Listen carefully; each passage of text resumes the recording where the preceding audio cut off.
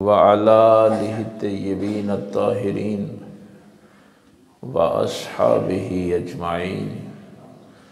अम्मा बाद फ़क़द क़ाल अल्लाहु तबारक व तआला फ़िल क़ुरानिल मजीद। अऊज़ु बिल्लाहि मिनश शैतानिर रजीम। बिस्मिल्लाहिर रहमानिर रहीम। व क़दा रब्बुका अल्ला तअबुदू इल्ला इय्याहु व बिल वालिदैनि इहसाना। आमनतु बिल्लाहि सदक़ल्लाहुल अज़ीम।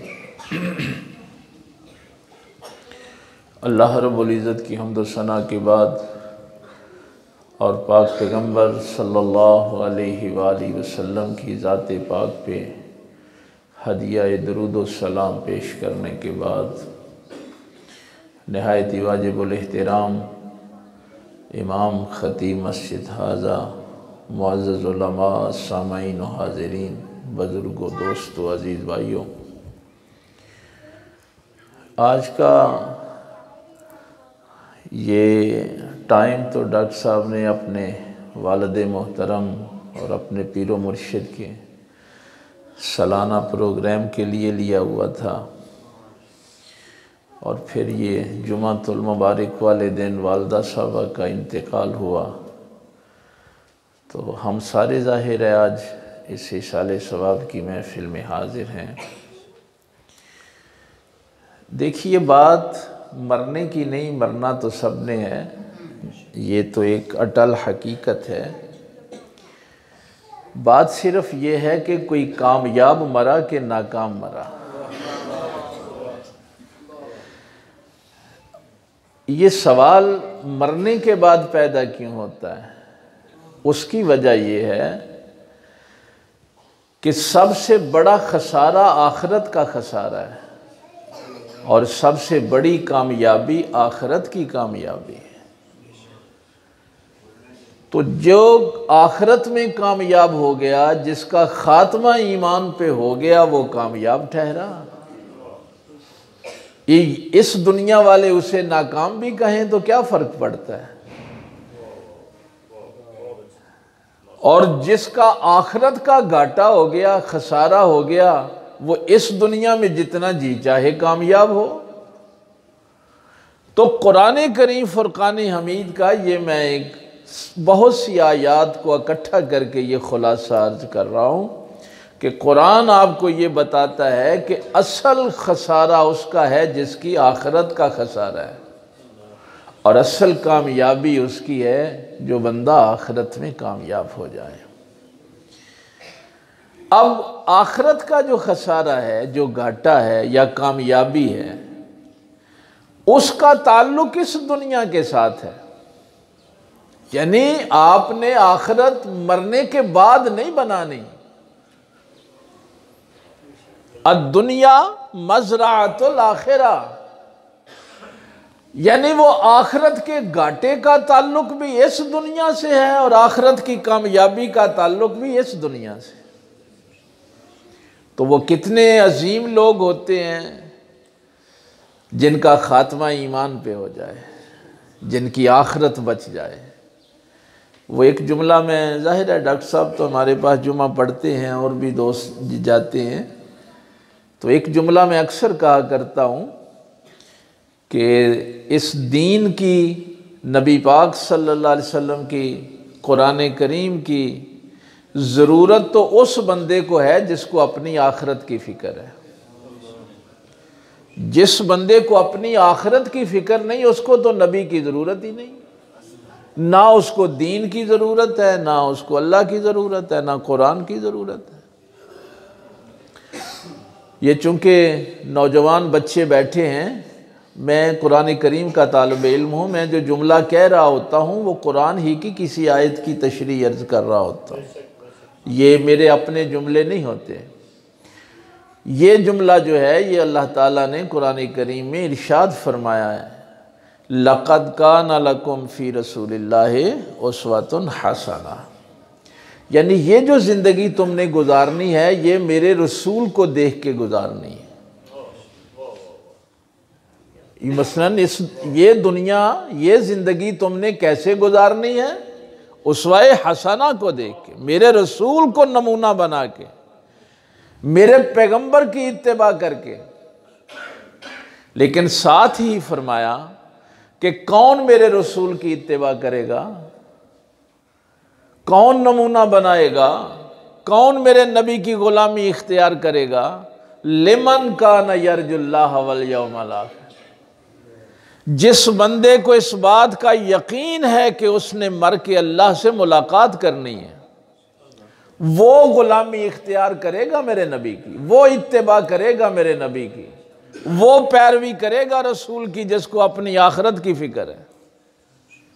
तो ये मैं नहीं कह रहा था, ये अल्लाह ताला ने कुरान करीम में ये बात इरशाद फरमाई है कि आखिरत की फिक्र जिस बंदे को है वही नबी पाक की गुलामी इख्तियार करेगा, और जिसको इस दुनिया की फिक्र है कि इसकी कामयाबी कामयाबी है, इस दुनिया की नाकामी नाकामी है, उसको तो नबी की ज़रूरत ही नहीं, उसको इस दीन की ज़रूरत ही नहीं। मैं कुछ सियासतदानों की या आम लोगों की बात नहीं कर रहा, भावें को मौलवी ते पीर होए, अगर वो इस दुनिया नूं कट्ठा पिया करदा है तो उन्होंने पता ही नहीं कि आखिरत की है, चाहे को दीन का नाम लेने वाला ये बात कर रहा हो। बहरहाल तो बात जो निकली थी वो ये थी कि ये दुनिया, इसकी जिंदगी तुम्हारी आखिरत की कामयाबी या नाकामी का बायस बनती है, और उसके लिए जो बुनियादी चीज है, वैसे तो सरकार अब्दुल्ला इब्ने अब्बास रजी अल्लाह ताला अनुमा ने 3 आयतों पे गुफ्तगू की थी, लेकिन चूंकि 1 बजे दुआ होनी है, वक्त कम होता है,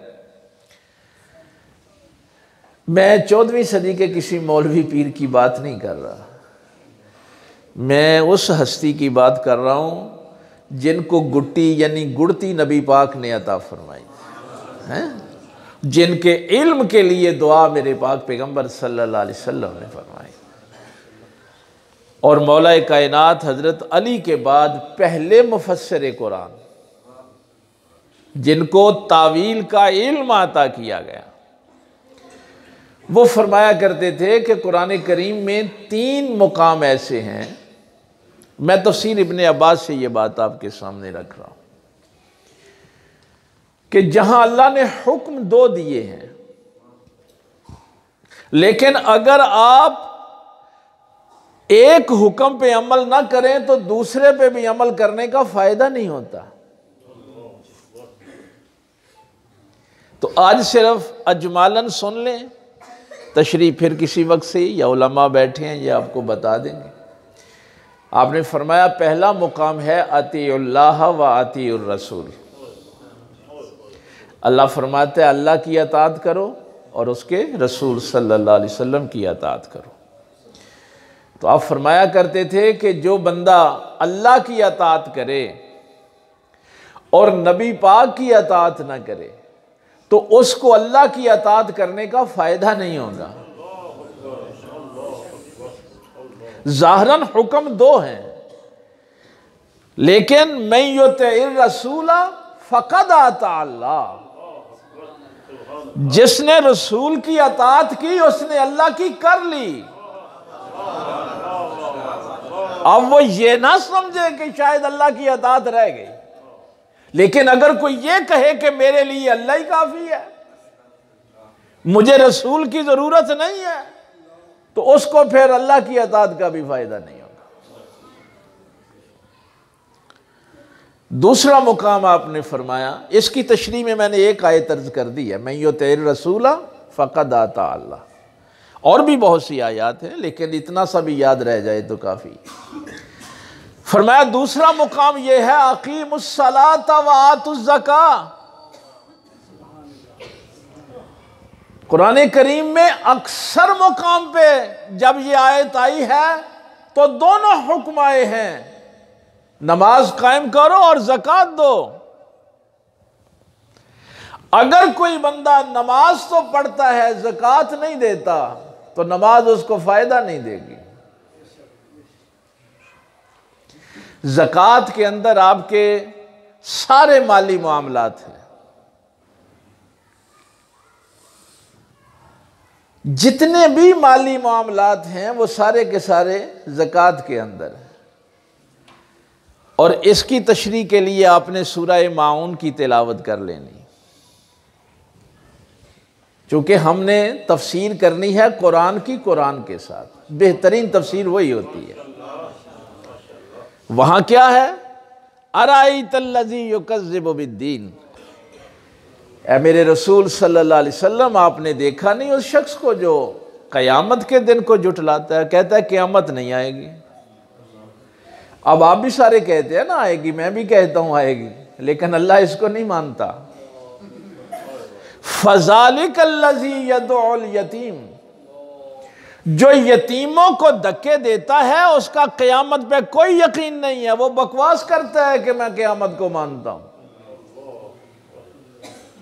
अगर किसी का क़यामत पे यकीन होता तो वो किसी यतीम की तौहीन ना करता। वला यहुद्दु अला तामिल मिस्कीन, और मिस्कीनों को खाना खिलाने की रग़बत नहीं दिलाता। और अगला जुमला तो हला के रख देता है, फ़वैलुल लिल मुसल्लीन। अगर अल्लाह फरमाता ना कि बेनमाजी बर्बाद हो गए, तो ये तो कॉमन सेंस की बात है ना, ये तो समझने वाली बात है कि ठीक है बंदे ने नमाज ना पढ़ी तो बर्बाद हो गया।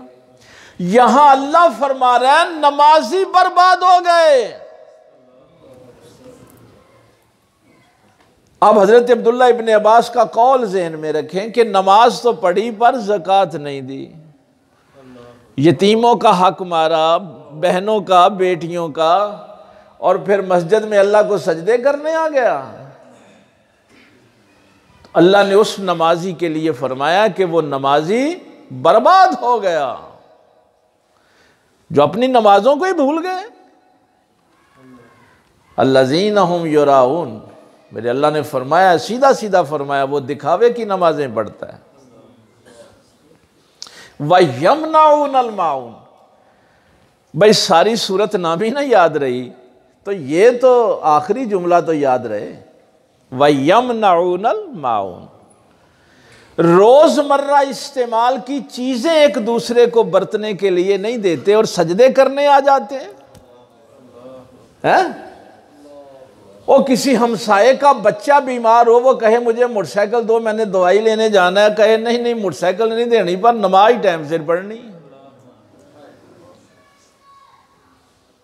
तो आप कहीं ये ना समझें कि अब्दुल्ला इब्ने अब्बास रजी अल्लाह ताला अन्हु ने ऐसे ही, अनुमा ने ऐसे ही बात कर दी। तो फरमाया एक मुकाम है आतीउल्लाह व आतीउर रसूल। अगर कोई कहे कि मेरे लिए अल्लाह काफ़ी है, मैं तो बस अल्लाह का हुक्म मानूंगा, और रसूल का ना माना तो अल्लाह का हुक्म मानने का उसको कोई फ़ायदा नहीं होगा।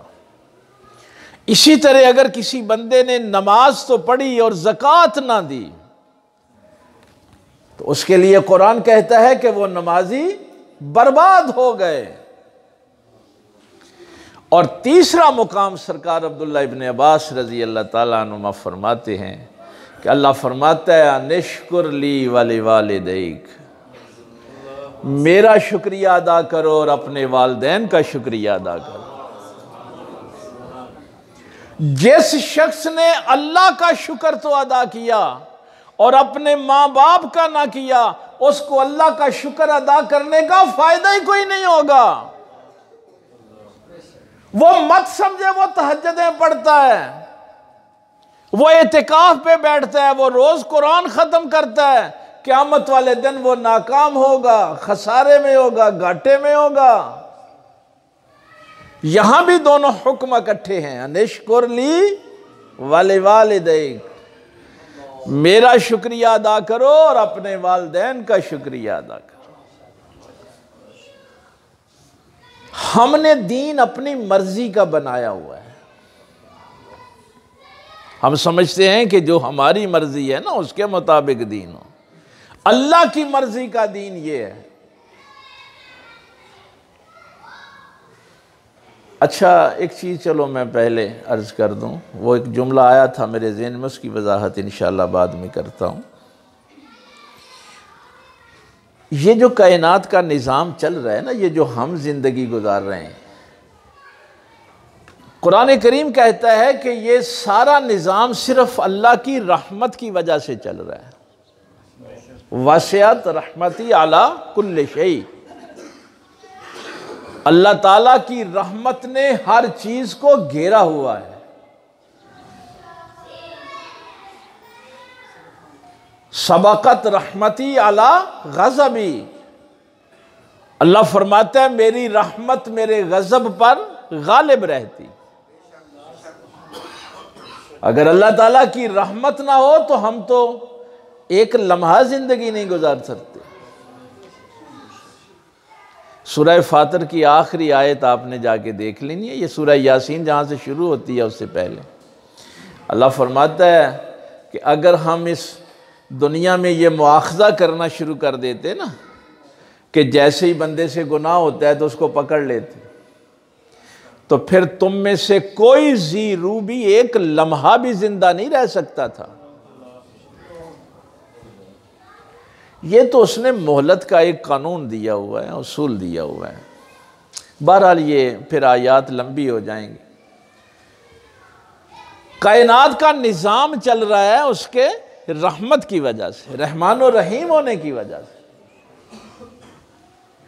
मेरे पाक पैगंबर सल्लल्लाहु अलैहि वसल्लम जब इसकी वजाहत फरमाते हैं कि ये जो लफ्ज़ रहमान है ना, ये एक आयत भी आपको याद रह गई तो अम्मा जी के लिए और उनके वालिद मोहतरम के लिए ये सदका जारिया होगा, और जो बंदे अमल कर लेंगे फिर हमेशा उनको सवाब मिलता रहेगा। ना भी करेंगे तो कम से कम मैं जो तिलावत कर रहा हूँ एक एक हरफ की 10-10 नेकियां तो मिलती जाएंगी। हाँ, यह हम ईसाले सवाब के लिए बैठे। ये जो लफ्ज़ रहमान है ना, ये रहम से निकला है, रा हा और मीम, इसका मादा है रा हा और मीम। रूट वर्ड इसका जो है जहां से ये लफ्ज़ अख्ज़ हुआ है, निकला है। सरकार फरमाते हैं हाय हाय हाय हाय, ये राह और मीम जिसे आप रहमे मादर कहते हैं, माँ के पेट में वो जगह जहां बच्चा परवरिश पाता है उसको रहमे मादर कहते हैं। तो सरकार ने फरमाया कि जो तुम में से चाहता है कि रहमान के करीब हो जाए वो रहम के रिश्ते के करीब हो जाए।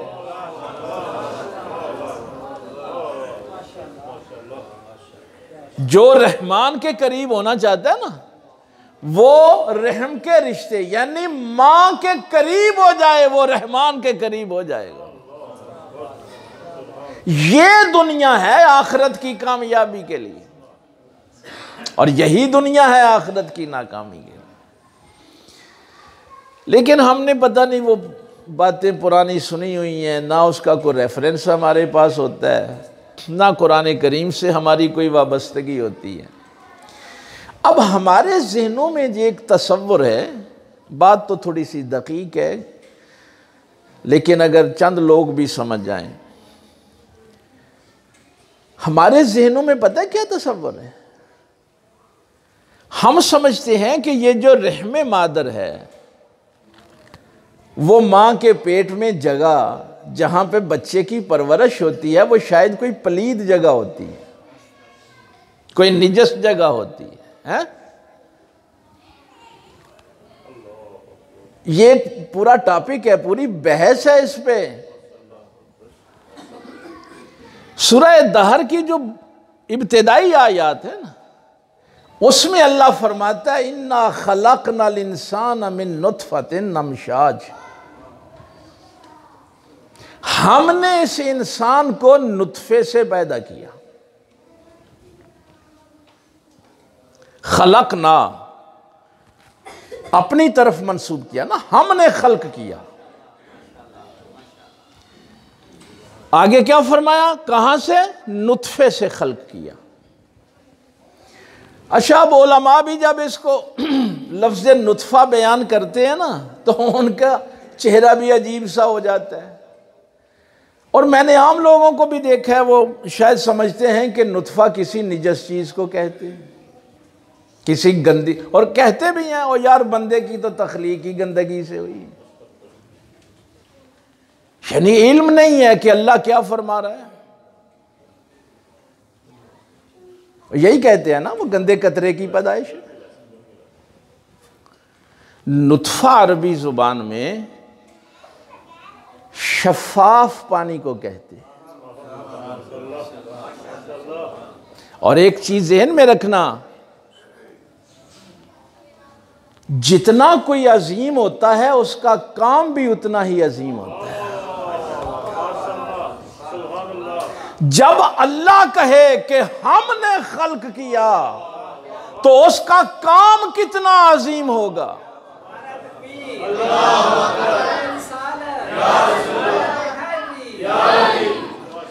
और फिर खल्क भी क्या कर रहा हो, इन्ना खलकनाल इंसाना।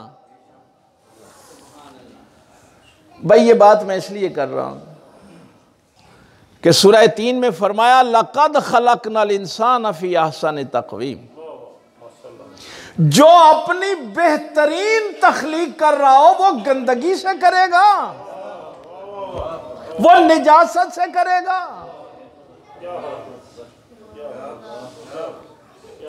दुर्र शहवार नुत्फा उस छोटे से मोती को कहते हैं अरबी जुबान में जिसके ऊपर कोई दाग ना हो।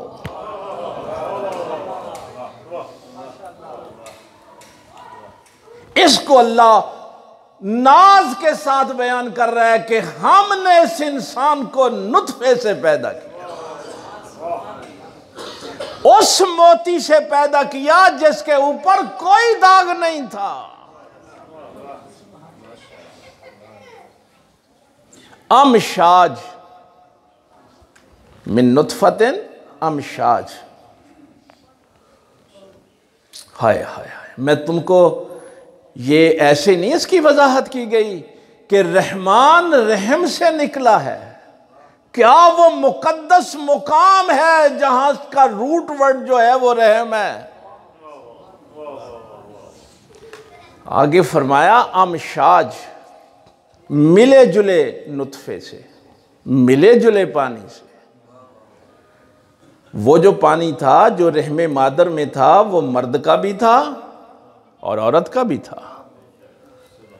तो वो दो बेहतरीन नफीस तरीन मोती जिनके ऊपर कोई दाग नहीं था वो थे रहमे मादर में जिसमें अल्लाह ने इंसान को खल्क किया।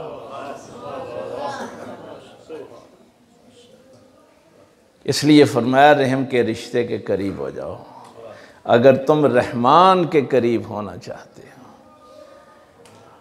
और इसकी जाहिर है अब तो वो वक्त नहीं तफसील का। अगली आयत कह रही है इन्ना हदैना हुस्सबीला इम्मा शाकिरम व इम्मा कफूरा। सिर्फ तुझे पाक पैदा ही नहीं किया बल्कि उसके बाद तुझे हिदायत भी दी। अब तेरी मर्जी है शुक्र कर या कुफर कर। अब ये तेरी मर्जी है, शुक्र वाली जिंदगी गुजार या कुफर वाली गुजार। अगर अभी भी समझ नहीं आई तो मैं एक जुमला आपसे कहूं। छोटा बच्चा किसी ईसाई का हो, यहूदी का हो, हिंदू का हो, मुसलमानों का हो, आप क्या कहते हैं? ये बच्चा है, ये तो मासूम है, ये तो गुनाहों से पाक है। बच्चे को तुम पाक क्यों कहते हो? इसलिए कि वो पैदा ही पाक नुत्फे से हुआ है, उसकी बुनियाद ही पाकीज़गी पे है। और इसको मेरे पाक पैगंबर सल्लल्लाहु अलैहि वसल्लम फरमाते हैं कुल्लु मौलूदिन यूलदु अला फितरत। हर पैदा होने वाला फितरत इस्लाम पे पैदा होता है। फितरत पाकीज़ा है। और फिर आगे उस बेदाग मोती पे मेरे आका फरमाते हैं जो गंदगी का पहला दाग भी लगाते हैं वो वालिदैन लगाते हैं। उसके वालिदैन उसे ईसाई बना लेते हैं, उसको यहूदी बना लेते हैं, उसको मजूसी बना लेते हैं। इस हदीस में नबी पाक ने यह नहीं फरमाया कि उसके वालिदैन उसको मुसलमान बना लेते हैं। यह बात समझने वाली है। सरकार ने फरमाया हर पैदा होने वाला बच्चा फितरत पे पैदा होता है, फितरत पाकीज़ा है। अब उसके माँ बाप उसको ईसाई बना लेते, यानी कुफर और शिर्क का जो दाग है वो वालिदैन की वजह से लगा है। उसके वालिदैन उसको मजूसी बना लेते हैं। ये नहीं फरमाया कि उसके वालिदैन उसको मुसलमान बना लेते। इस हदीस में यह जुमला नहीं है। क्यों? इसलिए कि वो पैदा ही मुसलमान हुआ है, मुसलमान पैदा हुआ है। तो ये शान है मां के रहम की जो कुरान बयान करता है और मेरे पाक पैगंबर सल्लल्लाहु अलैहि वसल्लम बयान फरमाते हैं। तो आयत का तो मैं तर्जुमा भी नहीं कर पाया और तमहीदी जुमलों में ही वक्त जो है वो गुजर गया। बहरहाल ये 3 चीज़ें जो आज आपने सीखी हैं सरकार अब्दुल्ला इब्न अब्बास रज़ी अल्लाह ताला अन्हुमा के हवाले से, ये जहन में रखें। ये पूरी ज़िंदगी का निचोड़ है। अतीउल्लाह व अतीउर रसूल में भी दोनों हुक्म हैं। अगर आप एक हुक्म पे अमल करेंगे दूसरे पे नहीं करेंगे तो पहले पे अमल करने का कोई फ़ायदा नहीं होगा। और अगर कभी यकीन ना आए, बात समझ में ना आए, तो फिर इब्लीस को सामने रख लेना है। हजारों साल के सजदे एक तरफ और उसके नबी का अदब एक तरफ है।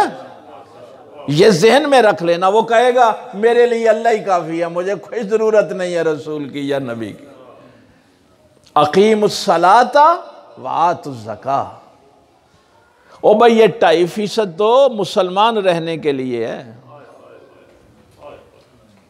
ये 2.5% जो है ये मुसलमान रहने के लिए। बाकी तो जब ये दूसरे पारे में यसालूना का माज़ा युनफ़िकून, मेरे रसूल सल्लल्लाहु अलैहि वसल्लम ये लोग आपसे सवाल करते हैं कि अल्लाह की राह में क्या खर्च करें। कुलिल आफ़, तो आप इनको फरमा दें कि जो तेरी ज़रूरत से ज़्यादा है वो तेरा नहीं है। वो अल्लाह ने तुझे आजमाइश के लिए दिया है कि तू हकदारों तक पहुंचता है कि नहीं पहुंचता। मत फख्र किया करें कि मेरे पास इतनी दौलत जमा हो गई। जहां अल्लाह ने फरमाया ना वैलुल कुल्ले हुमज़ा तिल्लुमज़ा, इल्जाम लगाने वाले भी बर्बाद हो गए और तोहमतें लगाने वाले भी बर्बाद हो गए। अगली आयत में फरमाया अल्लज़ी जमा मालम व अद्ददा, जो माल जमा करते हैं और गिनते रहते हैं वो भी बर्बाद हो गए। यतीमन ज़ा मक़रबा, यतीम हो और तेरा करीबी भी हो और वो गलियों में रुल रहा हो और तू दौलत जमा कर रहा हो। कभी कुरान करीम को पढ़ें तो सही। यतीमन ज़ा मक़रबा औ मिस्कीनन ज़ा मतरबा, मिस्कीन मिट्टी में रुल गए हूं और तू दौलतमंद बना बैठा हो। अल्लाह को ऐसे दीन की कोई ज़रूरत नहीं है, ऐसे कलमे की कोई ज़रूरत नहीं है। अलिफ लाम मीम अहसिबन नासु अन युतरकू अन यक़ूलू आमन्ना, क्या लोगों ने हिसाब लगा लिया है कि अल्लाह उनको इस बात पे छोड़ देगा कि वो जुबान से कहते हैं ला इलाहा इल्लल्लाह मुहम्मदुर रसूलुल्लाह, यानी जुबान से यक़ूलू आमन्ना कहते हैं और अल्लाह कहेगा बा ठीक है तुम्हारा ईमान कबूल हो गया। वहुम ला युफ्तनून, और उनको आजमाया नहीं जाएगा। इस सारी गुफ्तगू का मकसद ये है कि आजकल ये जो बच्चे हमारे कहते हैं ना कि हमारे बच्चे पंजाब कॉलेज में पढ़ते हैं, एजुकेटर में पढ़ते हैं, क्या करें, माँ बाप के लिए खिदमत के लिए पैसे नहीं बचते। उनको कुरान हदीस ये दीन ये बता रहा है कि मैं ये बस जाहिर है वक्त हो गया है, तुम वो कपड़े नहीं पहन सकते जो तुम्हारे मां बाप को नसीब नहीं है, तुम वो बेडरूम इस्तेमाल नहीं कर सकते जो तुम्हारे मां बाप को नसीब नहीं है, तुम दवाई वो नहीं इस्तेमाल कर सकते अगर तुम्हारे मां बाप के पास नहीं है। और मेरे पाक पैगंबर सल्लल्लाहु अलैहि वसल्लम का ये इरशाद आली हमेशा जहन में रखें, अंता व मालो का ले अबी का। सरकार ने फरमाया तू भी और तेरा माल भी सब कुछ तेरे बाप का है, वो मालिक है। कई दफ़ा मैं बच्चों से ये भी सुनता हूँ, ऐसे मैं अपनी कमाई दा बनाया है। सरकार फरमा रहे हैं कि तू अपनी कमाई का भी बनाए। जब तेरा मालिक तेरा बाप है तो तेरे पास जो कुछ है उसका भी असली मालिक तेरा बाप है। तू तो मालिक ही नहीं, तूने कैसे कह दिया मैंने अपनी कमाई का बनाया हुआ है। अच्छा, मैं एक बात यहां अर्ज कर दूं, एक फिका का मसला। मसलन बाप अपने बेटे को ज़कात क्यों नहीं दे सकता? बाप बेटे को ज़कात नहीं दे सकता, उसकी पता वजह क्या है? ज़कात की ये शर्त है कि उसमें मिल्कियत ट्रांसफ़र होती है, यानी पहले मैं मालिक हूं तो फिर मैं जब किसी दूसरे को दे रहा हूं तो उसको मालिक बना रहा हूं। ये भी याद रखें, जब आप ज़कात दें तो पूरी नीयत करनी है कि मैं अपनी मिल्कियत किसी दूसरे को दे रहा हूं। तो अगर मिल्कियत ट्रांसफ़र ना हो तो ज़कात अदा ही नहीं होती। ये है नीयत ज़कात देने की। हाँ, इस इरादे के बगैर आप लाखों रुपया भी दे देंगे तो ज़कात अदा नहीं होगी।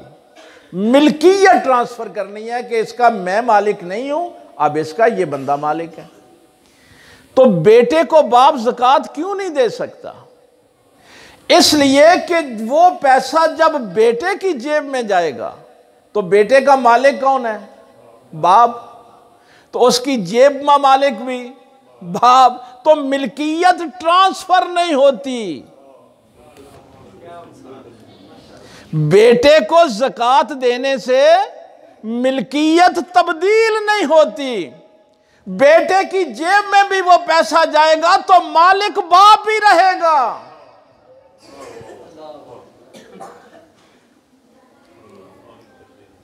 इसलिए ये कभी ना कहा करें कि हमारे पास इतने पैसे नहीं बचते हैं। ये है उखरवी कामयाबी।